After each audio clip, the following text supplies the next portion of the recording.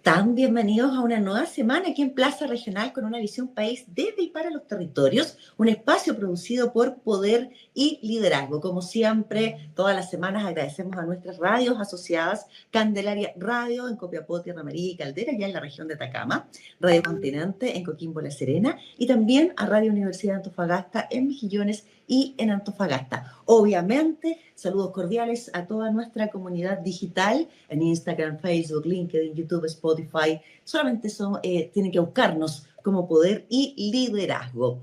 Visita, comenta y comparte nuestros contenidos. Hoy, por ejemplo, vamos a hablar sobre un tema crucial para el entorno laboral en Chile. Todos la hemos escuchado alguna vez, la ley Karin, esta nueva legislación que busca prevenir y sancionar el acoso laboral, sexual, la violencia en el trabajo, estableciendo protocolos claros, obligatorios para las organizaciones.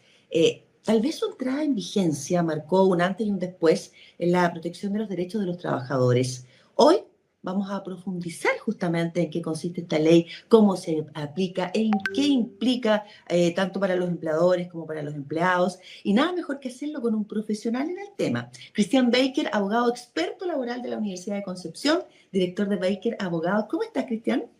Muy bien, ¿y tú, Mónica? Bien, pues querido, gracias por acompañarnos el día de hoy y hablar acerca de un tema tan importante para nuestro país, porque yo les he dado un entorno más o menos de lo que es acoso y todo, pero tú desde el punto de vista legal, ¿cómo podrías definir a grandes rasgos qué es esta ley, Karin?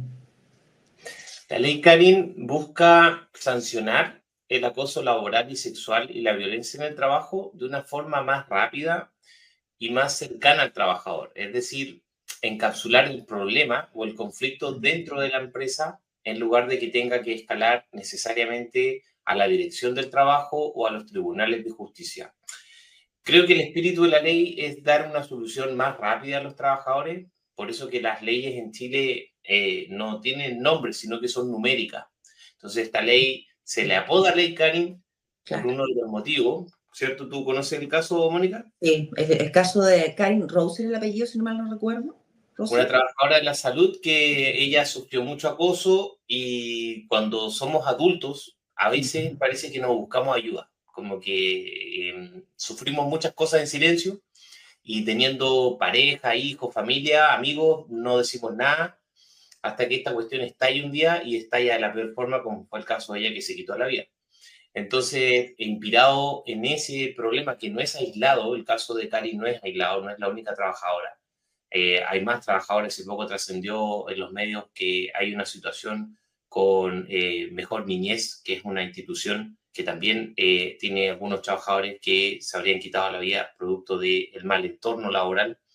Y este mal entorno puede venir, Mónica, de trabajadores que son compañeros, pueden venir de jefaturas o puede venir incluso de las personas que atendemos, clientes, por ejemplo, proveedores. Por eso que esta ley habla de un concepto nuevo que se llama violencia en el trabajo, que hace referencia no a la organización misma, sino que también comprende a sujetos que son ajenos a ella, como son clientes, proveedores. Ahora, Cristian, ¿cómo se entiende aquí lo que es acoso laboral? Porque, por ejemplo, estas últimas semanas hemos visto en la televisión el caso de este ex trabajador del hospital de Osorno que era acosado por sus compañeros, que le ponían vapor, que le ponían, digamos, winchas, que lo golpeaban, en fin, muchas cosas que son impresentables. Eh, ¿A qué se refiere con el acoso laboral? ¿Desde qué arista se va a ver esta ley Karin? El acoso laboral es algo súper amplio, comprende los menoscabos psicológicos y también las vejaciones físicas como las que tú acabas de indicar. Ujú. Entonces, es un concepto que al final podríamos englobar en una palabra que es el menoscabo o la humillación de una persona. Y esto puede ser generalmente por conductas activas, como es lo que tú has señalado, Mónica, pero Ujú. también puede darse por conductas pasivas, que yo lo veo mucho en mi trabajo como abogado laboral, que es la famosa ley del hielo. Te ignoro. O sea, tú estás en la reunión y le hablo a tu compañero, no te hablo a ti. Hago como que tú no estás. O saludo a todos menos a ti. Y es una cuestión que parece casual, pero si lo hago sistemáticamente todos los días, ¿cómo te puedes sentir con eso? Wow, complejo. Ahora, pero como yo, por ejemplo, a lo mejor puede ser una percepción, a lo mejor tengo un problema que a lo mejor no he conversado, ¿cómo yo logro diferenciar en el delgado límite de una percepción a efectivamente una situación real, Cristian? Muy buena pregunta, porque esta ley contempla un procedimiento que tiene que terminar muy rápido, en apenas 30 días. Y en ese procedimiento hay medios de prueba. Y esos medios de prueba pueden consistir en conversaciones de WhatsApp, correos electrónicos y sobre todo y especialmente testigos. Porque las situaciones de maltrato pueden quedar registradas en una conversación, en un correo, pero la mayoría de las veces son situaciones verbales. Por lo tanto, los testigos son clave. Entonces, son las pruebas, especialmente los testigos, los que le dan una mirada más objetiva al asunto. Porque claro, efectivamente yo me puedo sentir ofendido por una mirada, por un gesto, pero si yo no tengo ninguna prueba de eso, no ofrezco testigos ni nada, bien podría el empleador que lleva la investigación o la dirección del trabajo, ahí vamos a ver según el caso, estimar que no hay una situación de acoso. O sea, no siempre porque se haga la denuncia necesariamente hay acoso, hay que investigar y una persona también puede ser injustamente acusada. Entonces, ahí es donde cobra relevancia la prueba, porque la prueba es lo que le da mayor objetividad, así como también una investigación bien realizada.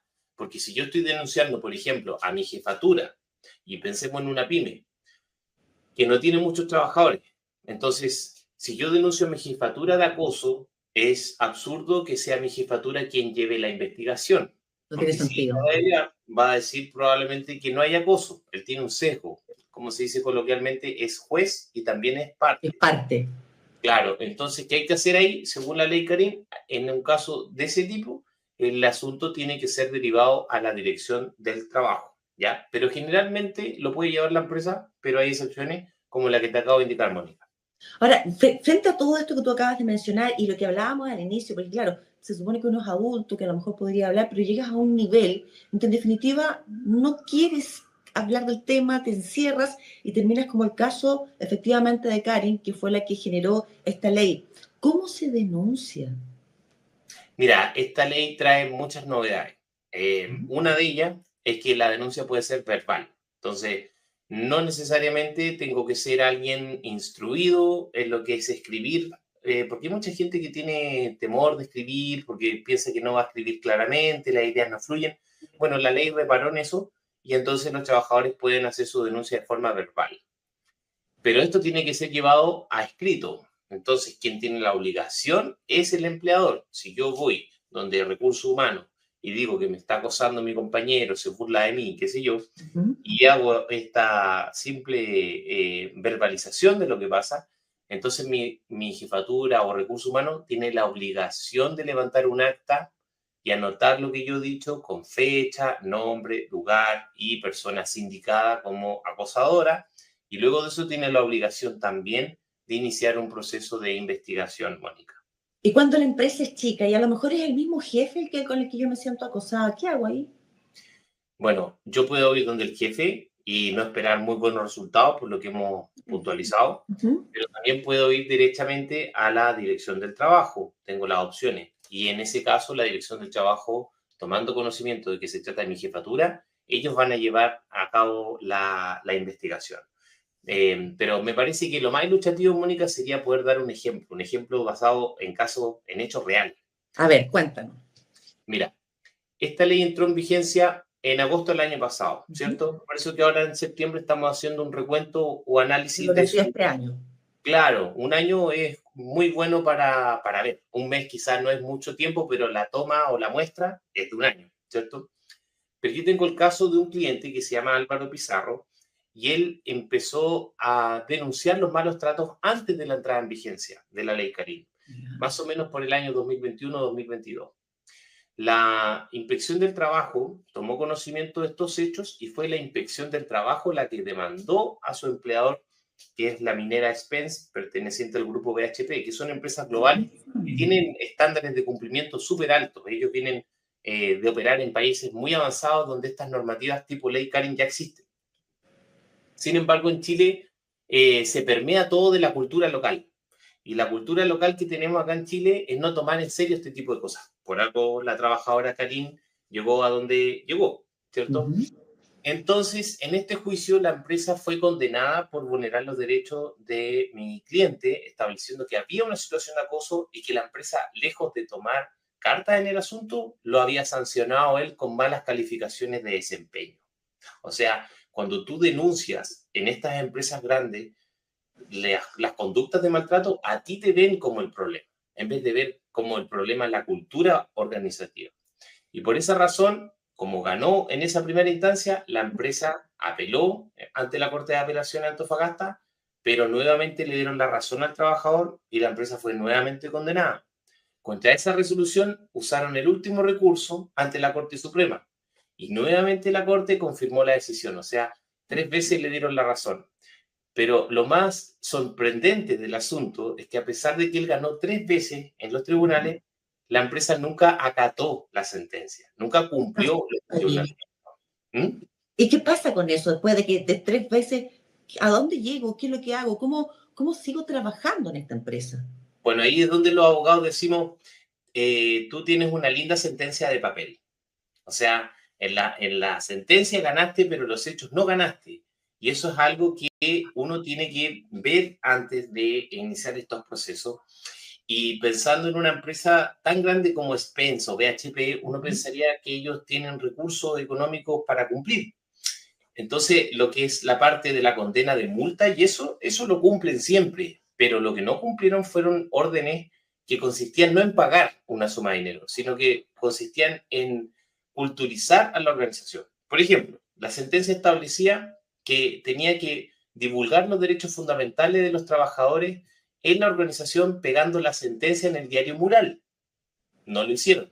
Tenían que entregar trípticos enseñando a los trabajadores qué son los derechos fundamentales y qué es el acoso laboral. Tampoco lo hicieron. Entonces ahora, como entró en vigencia esta ley, lo que hicimos nosotros finalmente con mi cliente Álvaro Pizarro fue demandar a la empresa de que cumpliera esto, pero ya a través de una indemnización y buscando también la salida del trabajador de la empresa, porque cuando tú estás así en la empresa y por otro lado la empresa no te despide tampoco, tú tienes que salir de ese lugar y eso se hace a través de una acción que se llama el autodespido, que es distinta a la renuncia. Es muy parecida porque en los dos casos tú pones término al contrato como trabajador, pero en Ujú. la renuncia tú estás diciendo me voy, pero no es porque ustedes hicieron algo mal, sino que yo me voy porque tengo otro proyecto o rumbo o carrera en mente. En cambio, tú haces autodespido no porque tengas en vista otro proyecto, sino que tú te vas porque No la te quedan empresa. opciones. Exactamente, ya no es sostenible seguir en la empresa por motivos de salud y muchas veces salud mental, como era el caso de mi cliente. Entonces, en este momento estamos en ese juicio ahora, Mónica. Ahora, ya que tú has mencionado el caso, ¿se puede saber eventualmente cuál era el tipo de acoso que él sufría por parte en esta empresa? Sí, eran burlas. ¿Por qué? Porque Álvaro estaba preocupado de la seguridad. Mira, hace Ujú. poco vimos lo que pasó en el Teniente. Mm. 6 trabajadores perdieron la vida. Entonces, ¿qué pasa? Que en la organización hay una cultura de saltarse los checklists de seguridad. Cuando uno parte por lo básico, como elementos de protección personal, ¿cierto? Los arnés, los cascos, los exámenes preocupacionales, porque tú subes a la altura, muchas veces subes de repente a 2.000, 3.000 metros de altura, o está en situaciones de poco oxígeno cuando estás bajo tierra. Entonces, hay una serie de exámenes que hay que hacer, pero de repente estos exámenes son de papel. La gente en el día a día no los hace, pero Álvaro es distinto. Álvaro observaba la normativa y levantaba la mano y decía, las cosas no se están haciendo bien. Y él era el único que paraba la faena hasta que se respetara la normativa de seguridad. Y por eso sus compañeros se burlaban de él y lo hacían ver como una persona conflictiva. O sea, en términos súper simples, todo mal, Mónica. Ahora, Álvaro ya no trabaja para la empresa, tuvieron que indemnizarlo y ya no está ahí. Claro, ya no está en la empresa y ahora está en un juicio de autodespido en contra de la empresa. Ahora, finalmente, cuando uno escucha esto, tú dices, ya, yo me sentí vulnerado, el proceso no ha sido fácil, ha sido un proceso relativamente más largo de lo que quisiera, y no es lo que él finalmente le hubiese gustado obtener. Entonces, yo te pregunto, este es un caso muy particular, pero en general, ¿cómo ha sido la reacción de las empresas frente a estas nuevas obligaciones que impone la ley, por ejemplo? Porque claro, aquí la cosa, para mi gusto, a lo mejor estoy equivocada, pero dímelo tú, no resultó como nos hubiese gustado, pero Acá no sé si hay mayor número de denuncias, cómo está funcionando, qué pasa con las empresas, porque este es un caso puntual, lo reitero. Sí, el número de denuncias es muy alto, son más de 170.000 en lo que va de un año, más o menos 70% corresponde a mujeres. El Mm. balance que se hace, de mi punto de vista, es un balance un tanto negativo, en el sentido de que esperábamos conseguir un mayor respeto por la dignidad y los derechos de las personas, Mm. específicamente respetar las diferencias. Por ejemplo, si hay un trabajador que reclama por seguridad, ¿por qué burlarse de él? En vez de eso, preguntarle, oye, ¿por qué crees tú que no estamos respetando la seguridad? Y elevar el asunto a un nivel técnico, no necesariamente burlarse de quien simplemente exige sus derechos. Entonces, lo que se proponía esta ley era algo bien ambicioso, yo pienso, que era cambiar la cultura. La cultura lamentablemente no cambia por la pura ley, quizás lo haga con el tiempo, quizás estemos hablando otra vez, Mónica, en unos 3 4 años más y podamos sacar unas cuentas más alegres, pero lo que va de este año, las empresas, especialmente empresas grandes como Spence, BHP, han decidido simplemente soportar la condena y pagar la multa. Es decir, lo meten en la glosa de gastos como un ítem de gasto más, pero el cambio cultural no ocurre porque estos juicios continúan una y otra vez.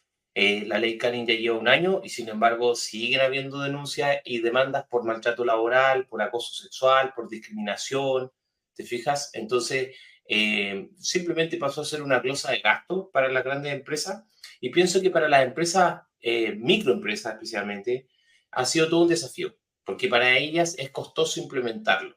Entonces, también hay que ver según el sector, según el tamaño de la empresa, cuál ha sido el desarrollo. Para las pymes ha sido un costo donde no han recibido ningún apoyo del gobierno para solventar esto, porque al final lo que se hizo con la ley Karine, Mónica, fue trasladar un poco el juicio a la empresa, porque ahora es la empresa la que lleva la investigación de 30 días, ¿te fijas? Entonces, igual eso fue un poco traspasar una responsabilidad del Estado a los particulares, especialmente para las pymes. Para las grandes empresas no es problema porque ellos tienen departamento jurídico, tienen Claro. abogado interno, eso lo pueden cubrir con facilidad y además, como te explicaba al comienzo, Mónica, para las empresas más grandes vienen con prácticas globales donde la ley Carin en cierta forma ya existía, donde operaban en Australia, en Europa, en Estados Unidos.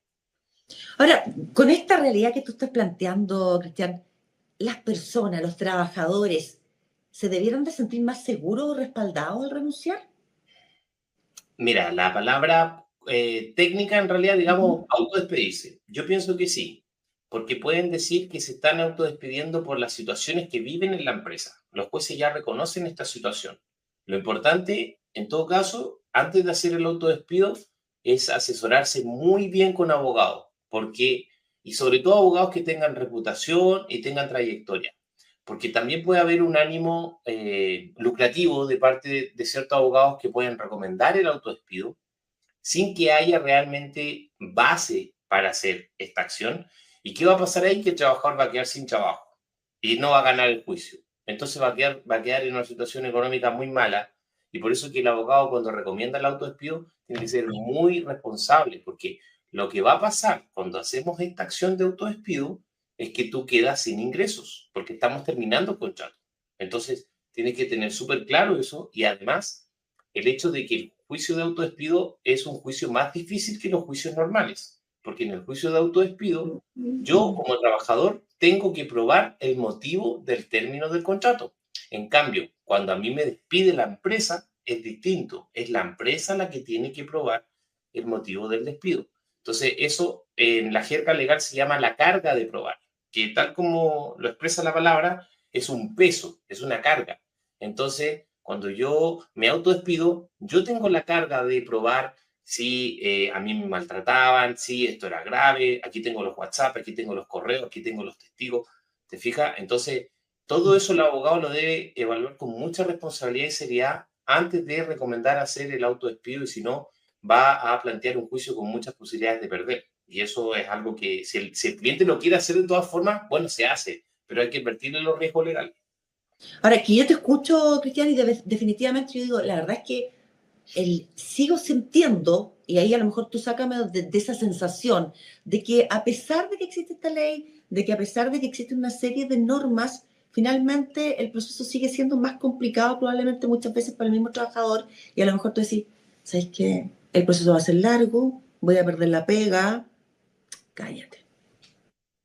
Tienes toda la razón, es que esa preocupación no te la podría quitar porque de hecho me llevaste a un tema que está ocurriendo mucho hoy en día, que es que las empresas están optando por despedir a los trabajadores que activan la ley Carín. Entonces, ¿qué pasa? Que el trabajador, por ejemplo, denuncia que, supongamos que su jefe se burla de él, y no lo hace una vez, lo hace varias veces. En todo caso, otra novedad que introdujo la ley Carín es que estableció que basta una situación de acoso. Antes se trataba de un concepto sistemático. Antes de la ley Carín, tú tenías que sufrir más de un episodio de maltrato y no bastaba con una sola situación puntual. La ley Carín se vino a poner más protectora al trabajador, estableciendo que bastaba una situación. Pero ¿qué pasa? Que si ese trabajador denuncia a su jefe que se burla de él, la empresa puede pensar lo mismo que pasa en el caso de mi cliente Álvaro Pizarro con la minera Spence y decir, ¿sabes qué? El trabajador es el complicado. ¿Mm? ¿Por qué? Porque aquí están todos callados y nadie reclama nada. Y él reclamó. Entonces, ¿quién es el problema? No es la empresa, el trabajador. Entonces, ¿qué hacen? Lo despiden por necesidades de la empresa. ¿Y qué significa necesidades de la empresa? En estricto rigor, si se apegan a la ley, las empresas están diciendo que las ventas están a la baja y tenemos que recortar personal. Eso es la necesidad de la empresa. Pero si tú utilizas eso para echar a un trabajador que simplemente activó la ley Carín, tú estás usando como empresa fraudulentamente la causal de necesidad de la empresa y por lo tanto, y lo que tiene que hacer el trabajador es asesorarse con un abogado y plantear una demanda por vulneración o tutela por vulnerar su garantía de indemnidad. La garantía de indemnidad es una garantía muy importante que no es nada difundida y yo pienso que no es difundida por su nombre técnico porque no es una palabra de uso habitual, pero la indemnidad es una palabra que proviene de indemnización y se refiere a que los trabajadores que han sido, que han ejercido sus derechos laborales o han sido testigos de otro trabajador en un proceso administrativo judicial, tienen derecho a que no sean despedidos por esa razón. Entonces, justamente esta clase de despido de necesidad de la empresa afecta la garantía de indemnidad de los trabajadores que habían activado la ley Carín previamente. Entonces, ellos tienen un juicio que deben plantear porque tienen muchas posibilidades de ganar, ya que es fácil de acreditarlo.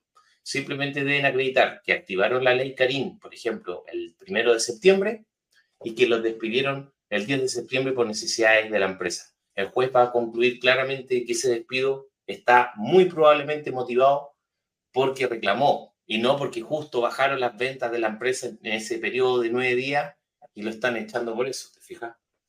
Ahora, Cristian, aquí, claro, si bien es cierto, el tema de la investigación y todo el proceso lo lleva la misma organización, pero también tiene que haber un rol importante en la dirección del trabajo. ¿Cómo está el rol de la dirección del trabajo en torno a la fiscalización del cumplimiento de la ley? ¿Qué tan efectivas, por ejemplo, si es que las hay, han sido fiscalizaciones para prevenir las malas prácticas? ¿O la cosa también se quedó como en el lápiz? Se quedó en el lápiz, Mónica, porque, claro, porque lo que pasa acá es que la ley estableció más obligaciones, más carga y más procesos, pero no aportó los recursos. En este caso, el recurso humano es algo que está al debe en la dirección del trabajo. Porque la dirección del trabajo en general tiene que pronunciarse en un periodo de apenas 5 días sobre la investigación que llevó a cabo la empresa por la ley Carín. Pero estos plazos nunca se cumplen. La dirección del trabajo en la región metropolitana puede tardar más de 2 meses en decir si la investigación estuvo correcta o no. O sea, es el mismo Estado, porque la dirección del trabajo es un órgano de Estado, que no cumple la ley que el mismo Estado dictó a través del poder legislativo. Entonces tenemos a un Estado que impone obligaciones que luego el mismo no puede cumplir. Entonces fue una ley muy ambiciosa, pero que no fue acompañada de los recursos técnicos y humanos necesarios para cumplir con los plazos que ella misma se impuso. Qué importante lo último que dijiste, Cristiano. O sea, hacemos leyes, pero después no tenemos las capacidades para que efectivamente sí se cumplan. ¿Cómo se puede entonces, bajo esta situación actual, claro, llevamos un año, sabemos que podemos mejorar, pero en este año, ¿cuántas víctimas, damnificados de esta situación deben haber? ¿Cómo se puede fortalecer la prevención del acoso y la violencia laboral en Chile? Bueno, esa es una gran pregunta. Yo siempre digo, bueno, esto no fue una cosa que concluí yo, la leí por ahí de un autor de derecho laboral en Francia, que él decía, hoy por hoy, la principal fuente de enfermedad mental es el trabajo, porque después de todo pasamos la tercera parte de nuestras vidas ahí. Si trabajamos 8 horas diarias, es la tercera parte del día.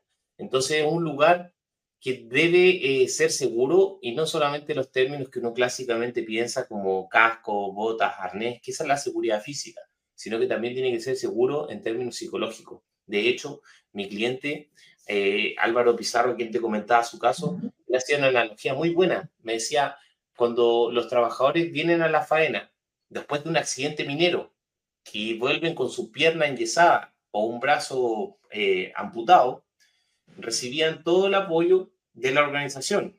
Y eso está súper bien. Pero cuando alguien vuelve de una larga licencia médica por depresión, en No, vez de eso, no es lo mismo, lo ven como alguien complicado. ¿Y sabe a qué te puede llevar esa licencia de depresión después si no te atienden y no te ayudan? Al suicidio. Entonces tú te preguntas, ¿qué es más valioso? ¿La vida o una lesión física?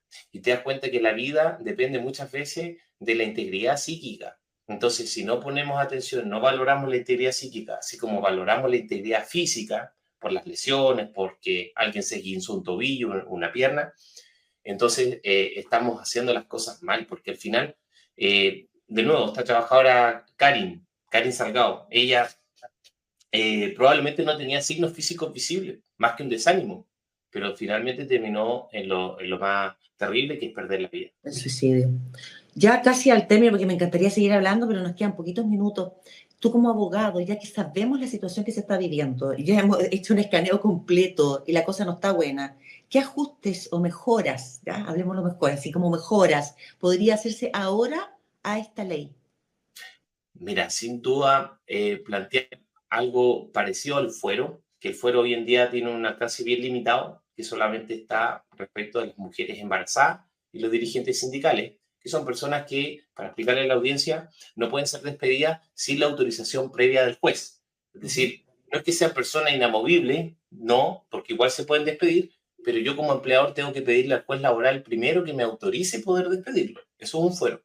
Entonces las personas cuando activan la ley Carín no tienen ningún fuero o protección, simplemente quedan ahí expuestas a que sean sindicados como ellos son los conflictivos, o bien después pueden ser objeto de un despido camuflado de necesidades de la empresa. Entonces ahí haría falta un cambio y también, Mónica, creo que es muy importante que se divulgue más la garantía de la indemnidad, que los empleadores sepan que no pueden simplemente despedir a un trabajador porque reclamó, porque se exponen a un juicio laboral donde los pueden condenar a pagar hasta 11 remuneraciones mensuales, más los años de servicio, más el mes de aviso. Entonces es una indemnización adicional a todas las otras. Por lo tanto, es algo que debieran tener en cuenta, Mónica. Ahora, tú como abogado, del mismo gremio, el colegio de abogados, ¿no le hacen saber de alguna manera al Ministerio del Trabajo, a todo lo que tiene que ver con las leyes, de que la cosa probablemente debiera tener mejoras? Esto que tú acabas de decir, esto debiera pasar, ¿se le hace saber de alguna manera a los que justamente tuvieron que ver con la ley?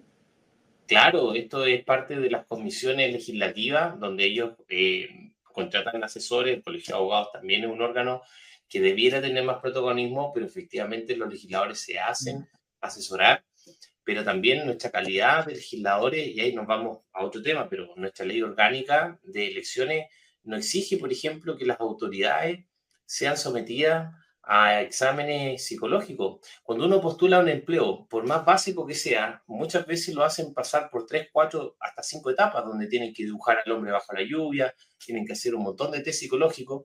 Sin embargo, cuando se eligen las autoridades más importantes del país, como son las que redactan las leyes, no se hace ningún examen psicológico ni tampoco se hace ningún examen de aptitud. Entonces tenemos, por ejemplo, a rostros de TV que después pasan inmediatamente al Congreso, no No me tienen nada de digas. malo, no tienen nada de malo, pero ellos no tienen formación jurídica, nunca han estudiado las leyes. Entonces, ¿qué es lo que pasa finalmente? Que son cuoteos políticos, como se dice, pymes políticas que al final llegan al poder, pero las leyes las redactan distintos asesores que a veces tampoco son los más calificados, Mónica. Wow, hay harta pega ahí, querido Cristian. Espero que la próxima vez que nos podamos sentar a conversar aquí en Plaza Regional, podamos decir, oye, efectivamente, en este X periodo de tiempo, la ley ha mejorado. Cristian Baker, abogado experto laboral de la Universidad de Concepción, muchas gracias por habernos acompañado el día de hoy. Muchas gracias a ti, Mónica, que tengas un excelente día. Igualmente para ti, que estés muy bien. Gracias. Gracias también a nuestras radios asociadas, Candelaria Radio Copiapó, Tierra Amarilla y Caldera, la región de Atacama, Radio Continente, Coquimbo La Serena y Radio Universidad de Antofagasta, Mejillones y Antofagasta. Somos Poder y Liderazgo. Visítenos a través de todas nuestras redes sociales. Estamos en todas. Solamente comente y compartan nuestros contenidos. Que tengan una excelente semana.